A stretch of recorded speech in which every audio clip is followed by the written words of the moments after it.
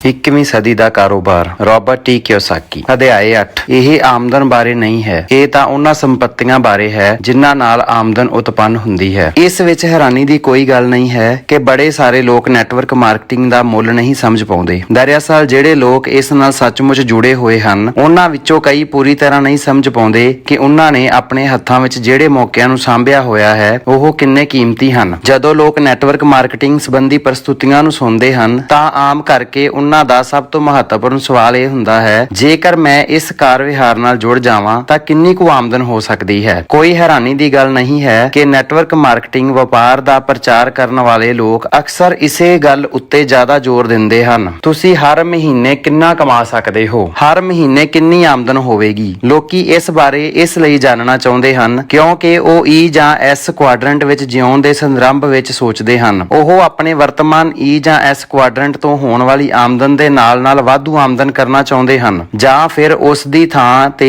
ਇਹ ਕਾਰੋਬਾਰ ਕਰਨ ਬਾਰੇ ਸੋਚ ਰਹੇ ਹਨ। ਲੇਕਿਨ ਨੈਟਵਰਕ ਮਾਰਕੀਟਿੰਗ ਦੀ ਸੱਚੀ ਕੀਮਤ ਇਸ ਨਾਲ ਹੋਣ ਵਾਲੀ ਆਮਦਨ ਨਹੀਂ ਹੈ। ਆਮਦਨੀ ਨਾਲ ਇੱਕ ਸਮੱਸਿਆ ਇਹ ਹੈ ਕਿ ਇਹ ਬੇਹੱਦ ਸੀਮਤ ਅਤੇ ਸਿੱਧੀ ਪ੍ਰਕਿਰਿਆ ਹੈ। 1 ਘੰਟੇ ਕੰਮ ਕਰੋ, $1 ਕਮਾਓ। 2 ਘੰਟੇ ਕੰਮ ਕਰੋ, $2 ਕਮਾਓ। ਭਾਵ ਇਹ ਹੈ ਕਿ ਆਮਦਨ ਪੂਰੀ ਤਰ੍ਹਾਂ ਤੁਹਾਡੀ ਲਗਨ ਉੱਤੇ ਨਿਰਭਰ ਕਰਦੀ ਹੈ, ਯਾਨੀ ਤੁਸੀਂ ਕਦੀ ਰੁਕ ਨਹੀਂ ਸਕਦੇ। ਜਿਵੇਂ ਮੈਂ ਪਹਿਲਾਂ ਕਿਹਾ ਸੀ, ਇਹ ਇੱਕ ਜਾਲ ਹੈ। ਜ਼ਿਆਦਾਤਰ ਲੋਕਾਂ ਨੂੰ ਸਹਿਜ ਬੁੱਧੀ ਨਾਲ ਇਸ ਗੱਲ ਦਾ ਅਹਿਸਾਸ ਹੋ ਜਾਂਦਾ ਹੈ, ਲੇਕਿਨ ਉਹ ਮੰਨ ਲੈਂਦੇ ਹਨ ਕਿ ਜ਼ਿਆਦਾ ਆਮਦਨ ਕਮਾਉਣਾ ਹੀ ਇਸ ਜਾਲ ਤੋਂ ਬਾਹਰ ਆਉਣ ਦਾ ਤਰੀਕਾ ਹੈ। ਪਰੰਤੂ ਜ਼ਿਆਦਾ ਆਮਦਨ ਕਮਾਉਣ ਨਾਲ ਇਹ ਬੁਨਿਆਦੀ ਤੱਥ ਨਹੀਂ ਬਦਲ ਜਾਂਦਾ ਕਿ ਉਹ ਆਮਦਨ ਤੁਹਾਡੇ ਬਿਨਾਂ ਨਹੀਂ ਹੋ ਸਕਦੀ। ਦਰਅਸਲ ਹੁੰਦਾ ਇਹ ਹੈ ਕਿ ਜ਼ਿਆਦਾ ਆਮਦਨ ਕਮਾਉਣ ਦੇ ਚੱਕਰ ਵਿੱਚ ਅਕਸਰ ਫੰਦਾ ਹੋਰ ਕੱਸ ਜਾਂਦਾ ਹੈ। ਬੀ ਅਤੇ ਆਈ ਕੁਆਡਰੈਂਟ ਦਾ ਉਦੇਸ਼ ਜ਼ਿਆਦਾ ਆਮਦਨ ਕਮਾਉਣਾ ਨਹੀਂ ਹੁੰਦਾ। ਉਹਨਾਂ ਦਾ ਉਦੇਸ਼ ਤਾਂ ਉਹਨਾਂ ਸੰਪਤੀਆਂ ਦਾ ਮਾਲਕ ਬਣਨਾ ਹੁੰਦਾ ਹੈ ਜਿਸ ਤੋਂ ਆਮਦਨ ਉਤਪੰਨ ਹੁੰਦੀ ਹੈ। ਤੁਹਾਡੇ ਮਕਾਨ ਬਾਰੇ ਸੱਚਾਈ। ਜ਼ਿਆਦਾਤਰ ਲੋਕ ਜਿਹੜੀਆਂ ਚੀਜ਼ਾਂ ਨੂੰ ਸੰਪत्ति ਮੰਨਦੇ ਹਨ ਉਹ ਦਰਅਸਲ ਸੰਪत्ति ਹੀ ਨਹੀਂ ਹੁੰਦੀਆਂ। ਅਸਲ ਵਿੱਚ ਤਾਂ ਉਹ ਜ਼ਿੰਮੇਵਾਰੀਆਂ ਜਾਂ ਕਰਜ਼ ਹੁੰਦੇ ਹਨ। ਕੋਈ ਚੀਜ਼ ਸੰਪत्ति ਹੈ ਜਾਂ ਜ਼ਿੰਮੇਵਾਰੀ, ਇਸ ਦਾ ਨਿਰਧਾਰਨ ਮੁੱਲ ਕਿਸੇ ਕਾਲਪਨਿਕ ਧਾਰਨਾ ਨਾਲ ਨਹੀਂ ਹੈ ਬਲਕਿ ਕੈਸ਼ ਫਲੋ ਨਾਲ ਹੁੰਦਾ ਹੈ। ਦੂਜੇ ਸ਼ਬਦਾਂ ਵਿੱਚ, ਕੀ ਇਸ ਨਾਲ ਪੈਸਾ ਉਤਪੰਨ ਹੋ ਕੇ ਤੁਹਾਡੀਆਂ ਜੇਬਾਂ ਵਿੱਚ ਜਾ ਰਿਹਾ ਹੈ ਜਾਂ ਫਿਰ ਇਸ ਨਾਲ ਪੈਸਾ ਤੁਹਾਡੀ ਜੇਬ ਤੋਂ ਨਿਕਲ ਰਿਹਾ ਹੈ। ਹਰ ਚੀਜ਼ ਜਾਂ ਤਾਂ ਤੁਹਾਨੂੰ ਪੈਸਾ ਕਮਾ ਕੇ ਦਿੰਦੀ ਹੈ ਜਾਂ ਤੁਹਾਡੇ ਕੋਲ ਪੈਸਾ ਖਰਚ ਕਰਵਾਉਂਦੀ ਹੈ। ਜੇਕਰ ਇਹ ਤੁਹਾਨੂੰ ਪੈਸਾ ਕਮਾ ਕੇ ਨਹੀਂ ਦਿੰਦੀ ਤਾਂ ਇਹ ਸੰਪत्ति ਨਹੀਂ ਹੈ, ਇਹ ਤਾਂ ਜ਼ਿੰਮੇਵਾਰੀ ਜਾਂ ਕਰਜ਼ ਹੈ। ਸਾਲਾਂ ਤੋਂ ਲੋਕ ਆਪਣੇ ਮਕਾਨਾਂ ਦਾ ਇਸਤੇਮਾਲ ATM ਦੀ ਤੌਰ ਤੇ ਕਰਦੇ ਆ ਰਹੇ ਹਨ। ਉਹ ਉਹਨਾਂ ਬਦਲੇ ਉਧਾਰ ਲੈ ਰਹੇ ਹਨ ਤਾਂ ਜੋ ਆਪਣੇ ਕ੍ਰੈਡਿਟ ਕਾਰਡਾਂ ਦਾ ਕਰਜ਼ ਦਾ ਭੁਗਤਾਨ ਕਰਨ ਲਈ ਪੈਸੇ ਜੋੜ ਸਕਣ, ਛੁੱਟੀਆਂ ਮਨਾਉਣ ਜਾ ਸਕਣ, SUV ਖਰੀਦ ਸਕਣ ਜਾਂ ਭਾਵੇਂ ਜੋ ਕਾਰਨ ਹੋਵੇ। ਸੰਭਵ ਹੈ ਤੁਸੀਂ ਵੀ ਇੰਜ ਕੀਤਾ ਹੋਵੇਗਾ। ਜੇਕਰ ਤੁਸੀਂ ਇੰਜ ਕੀਤਾ ਹੈ ਤਾਂ ਇਸ ਦਾ ਕਾਰਨ ਸ਼ਾਇਦ ਇਹ ਹੈ ਕਿ ਤੁਸੀਂ ਰਵਾਇਤੀ ਨਜ਼ਰੀਏ ਉੱਤੇ ਚੱਲਦੇ ਹੋਏ ਆਪਣੇ ਮਕਾਨ ਨੂੰ ਸੰਪत्ति ਮੰਨਿਆ ਹੋਵੇਗਾ ਅਤੇ ਇਹ ਸੋਚਿਆ ਵੀ ਨਹੀਂ ਹੋਵੇਗਾ ਕਿ ਦਰਅਸਲ ਇਹ ਇੱਕ ਕ੍ਰੈਡਿਟ ਕਾਰਡ ਹੈ ਜਿਸ ਵਿੱਚ ਛੱਤ ਅਤੇ ਗੈਰੇਜ ਵੀ ਹੈ। ਆਓ ਮੈਂ ਸਪਸ਼ਟ ਕਰਦਾ ਹਾਂ ਕਿ ਸੰਪत्ति ਕੀ ਹੁੰਦੀ ਹੈ। ਜ਼ਿਆਦਾਤਰ ਲੋਕ ਇਸ ਬਾਰੇ ਇੰਨੇ ਸ਼ੱਕੀ ਹੁੰਦੇ ਹਨ ਕਿ ਉਹ ਇਸ ਤੋਂ ਉਲਟ ਸਮਝ ਬੈਠਦੇ ਹਨ। ਉਹ ਡਿਕਸ਼ਨਰੀ ਦੇ ਪੰਨੇ ਉਲਟਦੇ ਹਨ ਅਤੇ ਦੇਖਦੇ ਹਨ ਕਿ ਸੰਪत्ति ਉਹ ਹੁੰਦੀ ਹੈ ਜਿਸ ਦਾ ਕੁਝ ਮੁੱਲ ਹੁੰਦਾ ਹੈ। ਦੇਖੋ, ਸ਼ਾਇਦ ਸਮੱਸਿਆ ਮੁੱਲ ਸ਼ਬਦ ਵਿੱਚ ਛੁਪੀ ਹੋਈ ਹੈ। ਮੇਰੇ ਇੱਕ ਸਵਾਲ ਦਾ ਜਵਾਬ ਦਿਓ, ਤੁਹਾਡੇ ਮਕਾਨ ਦਾ ਮੁੱਲ ਕਿੰਨਾ ਹੈ? ਇਸ ਤੋਂ ਪਹਿਲਾਂ ਕਿ ਤੁਸੀਂ ਜਵਾਬ ਦਿਓ, ਮੈਂ ਇਹ ਸਵਾਲ ਇੱਕ ਵੱਖਰੇ ਢੰਗ ਨਾਲ ਪੁੱਛਣਾ ਚਾਹਾਂਗਾ। ਤੁਹਾਡੇ ਮਕਾਨ ਤੋਂ ਹਰ ਮਹੀਨੇ ਤੁਹਾਨੂੰ ਕਿੰਨੀ ਆਮਦਨ ਹੁੰਦੀ ਹੈ? ਸੰਭਾਵਨਾ ਇਸ ਗੱਲ ਦੀ ਹੈ ਕਿ ਤੁਹਾਡਾ ਜਵਾਬ ਇਹ ਹੋਵੇਗਾ, ਦੇਖੋ ਕੁਝ ਵੀ ਨਹੀਂ। ਸੱਚ ਕਹਾਂ ਤਾਂ ਹਰ ਮਹੀਨੇ ਇਸ ਦੀ ਦੇਖਭਾਲ, ਮੁਰੰਮਤ ਆਦਿ ਵਿੱਚ ਕਾਫੀ ਖਰਚ ਹੋ ਜਾਂਦਾ ਹੈ। ਯਕੀਨਨ ਇੰਜ ਇਸ ਲਈ ਹੈ ਕਿਉਂਕਿ ਤੁਹਾਡਾ ਮਕਾਨ ਸੰਪत्ति ਨਹੀਂ ਹੈ, ਇਹ ਤਾਂ ਜ਼ਿੰਮੇਵਾਰੀ ਹੈ। ਤੁਸੀਂ ਕਹਿੰਦੇ ਹੋ, ਲੇਕਿਨ 1 ਮਿੰਟ ਠਹਿਰੋ, ਮੇਰੇ ਮਕਾਨ ਦਾ ਮੁੱਲ ਤਾਂ $2 ਲੱਖ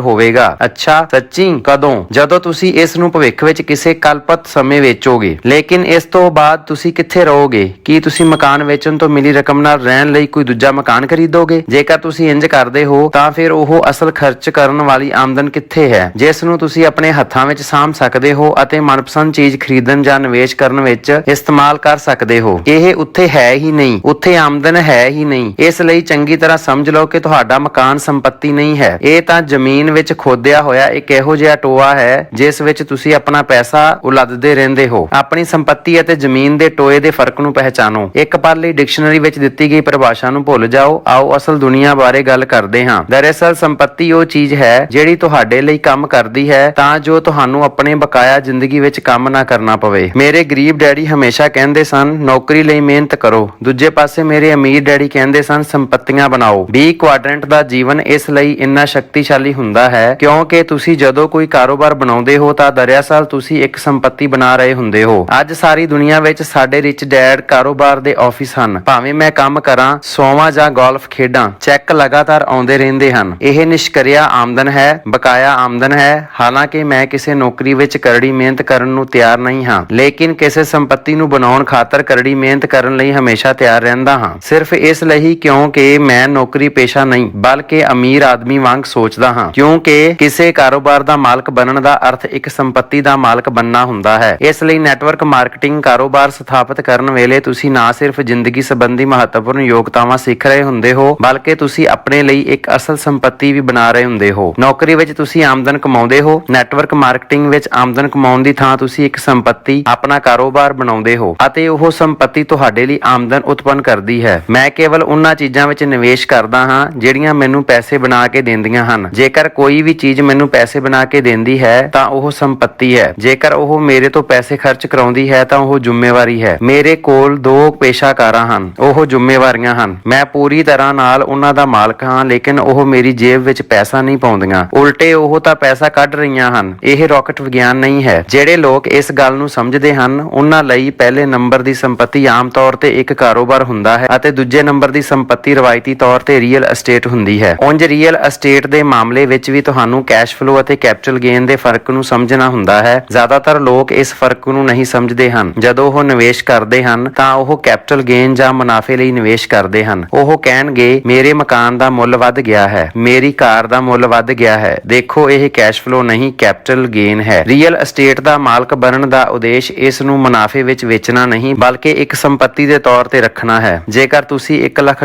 ਵਿੱਚ ਕੋਈ ਪਲਾਟ ਖਰੀਦਦੇ ਹੋ ਤਾਂ ਇਸ ਤੋਂ ਬਾਅਦ ਉਸ ਨੂੰ $2 ਲੱਖ ਵਿੱਚ ਵੇਚ ਦਿੰਦੇ ਹੋ ਤਾਂ ਉਹ ਸੰਪत्ति ਨਹੀਂ ਹੈ। ਤੁਹਾਨੂੰ ਤਾਂ ਦਰਅਸਲ ਸਿਰਫ $1 ਲੱਖ ਦਾ ਕੈਪੀਟਲ ਗੇਨ ਜਾਂ ਮੁਨਾਫਾ ਹੋਇਆ ਹੈ। ਇਸ ਖਾਤਰ ਤੁਹਾਨੂੰ ਇੱਕ ਸੰਪत्ति ਵੇਚਣੀ ਪਈ। ਤੁਸੀਂ ਉਸ ਸੰਪत्ति ਦਾ ਖੂਨ ਕਰ ਦਿੱਤਾ। ਇਹ ਤਾਂ ਪੈਸਿਆਂ ਦੀ ਖਾਤਰ ਆਪਣੀਆਂ ਗਾਵਾਂ ਵੇਚਣ ਵਰਗਾ ਹੈ। ਮੈਂ ਤਾਂ ਗਾਂ ਦਾ ਮਾਲਕ ਬਣਿਆ ਰਹਿ ਕੇ ਦੁੱਧ ਵੇਚਣਾ ਚਾਹਾਂਗਾ। ਨੌਕਰੀ ਕਰਨ ਵਿੱਚ ਸਭ ਤੋਂ ਵੱਡੀ ਸਮੱਸਿਆ ਇਹੀ ਹੈ, ਨੌਕਰੀ ਕੋਈ ਸੰਪत्ति ਨਹੀਂ ਹੈ। ਤੁਸੀਂ ਇਸ ਨੂੰ eBay ਤੇ ਵੇਚ ਨਹੀਂ ਸਕਦੇ, ਨਾ ਹੀ ਤੁਸੀਂ ਇਸ ਨੂੰ ਕਿਰਾਏ ਉੱਤੇ ਕਿਸੇ ਹੋਰ ਨੂੰ ਦੇ ਸਕਦੇ ਹੋ। ਤੁਸੀਂ ਇਸ ਤੋਂ ਡਿਵੀਡੈਂਡਸ ਵੀ ਪ੍ਰਾਪਤ ਨਹੀਂ ਕਰ ਸਕਦੇ। ਆਪਣੀ ਜ਼ਿੰਦਗੀ ਦੇ ਕਈ ਦਹਾਕਿਆਂ, ਆਪਣੇ ਜੀਵਨ ਦੇ ਸ਼੍ਰੇਸ਼ਟ ਸਾਲ ਕਿਸੇ ਇਹੋ ਜਿਹੀ ਚੀਜ਼ ਨੂੰ ਬਣਾਉਣ ਵਿੱਚ ਬਰਬਾਦ ਕਿਉਂ ਕਰੋ ਜਿਹੜੀ ਕਿ ਸੰਪत्ति ਨਹੀਂ ਹੈ, ਜਾਂ ਜ਼ਿਆਦਾ ਠੀਕ ਢੰਗ ਨਾਲ ਕਿਹਾ ਜਾਵੇ ਤਾਂ ਖੁਦ ਦੀ ਨਹੀਂ ਬਲਕਿ ਕਿਸੇ ਦੂਜੇ ਦੀ ਸੰਪत्ति ਬਣਾਉਣ ਵਿੱਚ ਬਰਬਾਦ ਕਿਉਂ ਕਰੀਏ। ਇਸ ਨੂੰ ਸਮਝਣ ਵਿੱਚ ਗਲਤੀ ਨਾ ਕਰੋ। ਤੁਸੀਂ ਜਦ ਨੌਕਰੀ ਕਰਦੇ ਹੋ ਤਾਂ ਇੱਕ ਸੰਪत्ति ਬਣਾ ਰਹੇ ਹੁੰਦੇ ਹੋ, ਬਸ ਉਹ ਤੁਹਾਡੀ ਸੰਪत्ति ਨਹੀਂ ਹੁੰਦੀ। ਸਾਡੇ ਦਿਮਾਗ ਵਿੱਚ ਇਹ ਵਿਚਾਰ ਡੂੰਘਾਈ ਤੱਕ ਪਾ ਦਿੱਤਾ ਗਿਆ ਹੈ ਕਿ ਚੰਗੀ ਨੌਕਰੀ ਵਿੱਚ ਕਿਸੇ ਪ੍ਰਕਾਰ ਦਾ ਆਂਤਰਿਕ ਮੁੱਲ ਹੁੰਦਾ ਹੈ, ਲੇਕਿਨ ਦਰਅਸਲ ਇਸ ਵਿੱਚ ਕੋਈ ਮੁੱਲ ਨਹੀਂ ਹੁੰਦਾ, ਭਾਵ ਸਿਫਰ ਹੁੰਦਾ ਹੈ। ਅਤੇ ਸਥਿਤੀ ਇਸ ਲਈ ਵੀ ਬੱਤਰ ਹੋ ਜਾਂਦੀ ਹੈ ਕਿਉਂਕਿ ਨੌਕਰੀ ਤੋਂ ਤੁਹਾਨੂੰ ਜਿਹੜੀ ਆਮਦਨ ਹੁੰਦੀ ਹੈ ਉਸ ਉੱਤੇ ਤੁਹਾਨੂੰ ਕਿਸੇ ਹੋਰ ਤਰ੍ਹਾਂ ਦੀ ਆਮਦਨ ਨਾਲੋਂ ਜ਼ਿਆਦਾ ਉੱਚੇ ਰੇਟ ਤੇ ਟੈਕਸ ਦੇਣਾ ਪੈਂਦਾ ਹੈ। ਇਹ ਤਾਂ ਉਂਝ ਹੀ ਹੈ ਜਿਵੇਂ ਬਹੁਤ ਸਾਰੇ ਹਾਲਾਤ ਤੁਹਾਡੇ ਖਿਲਾਫ ਸਰਗਰਮ ਹੋਣ। ਬਹਰਹਾਲ ਕੁਝ ਲੋਕ ਈ ਕੁਆਡਰੈਂਟ ਦੀ ਸੁਰੱਖਿਆ ਖਾਤਰ ਇਹ ਕੀਮਤ ਚੁਕਾਉਣ ਲਈ ਵੀ ਤਿਆਰ ਰਹਿੰਦੇ ਹਨ। ਨੈਟਵਰਕ ਮਾਰਕੀਟਿੰਗ ਪ੍ਰੋਡਕਟਸ ਵੇਚਣ ਜਾਂ ਆਮਦਨ ਕਮਾਉਣ ਬਾਰੇ ਵਿੱਚ ਨਹੀਂ ਹੈ। ਨੈਟਵਰਕ ਮਾਰਕੀਟਿੰਗ ਦੇ ਸੰਬੰਧ ਵਿੱਚ ਸਭ ਤੋਂ ਵੱਡੀ ਗਲਤਫਹਿਮੀ ਇਹ ਹੈ ਕਿ ਇਹ ਵੇਚਣ ਵਾਲਾ ਕਾਰੋਬਾਰ ਹੈ, ਲੇਕਿਨ ਵੇਚਣ ਦਾ ਅਰਥ ਤਾਂ ਸਿਰਫ ਜ਼ਿਆਦਾ ਆਮਦਨ ਕਮਾਉਣਾ ਹੁੰਦਾ ਹੈ। ਜਿਹੜਾ ਕਾਰੋਬਾਰ ਸਿਰਫ ਵੇਚਣ ਉੱਤੇ ਆਧਾਰਿਤ ਹੁੰਦਾ ਹੈ ਉਸ ਵਿੱਚ ਸਭ ਤੋਂ ਵੱਡੀ ਸਮੱਸਿਆ ਇਹ ਹੈ ਕਿ ਜਦੋਂ ਤੁਸੀਂ ਉਸ ਗਤੀਵਿਧੀ ਨੂੰ ਰੋਕ ਦਿੰਦੇ ਹੋ ਤਾਂ ਆਮਦਨ ਵੀ ਰੁਕ ਜਾਂਦੀ ਹੈ। ਸੇਲਜ਼ ਪਰਸਨ ਕਿਸੇ ਕੰਪਨੀ ਦੀ ਨੌਕਰੀ ਕਰ ਜਾਂ ਫਿਰ ਕਮਿਸ਼ਨ ਉੱਤੇ ਸਮਾਨ ਵੇਚ ਸਕਦਾ ਹੈ। ਜੇਕਰ ਤੁਸੀਂ ਕਿਸੇ ਡਿਪਾਰਟਮੈਂਟ ਸਟੋਰ ਦੇ ਕਾਊਂਟਰ ਪਿੱਛੇ ਕੰਮ ਕਰਦੇ ਹੋ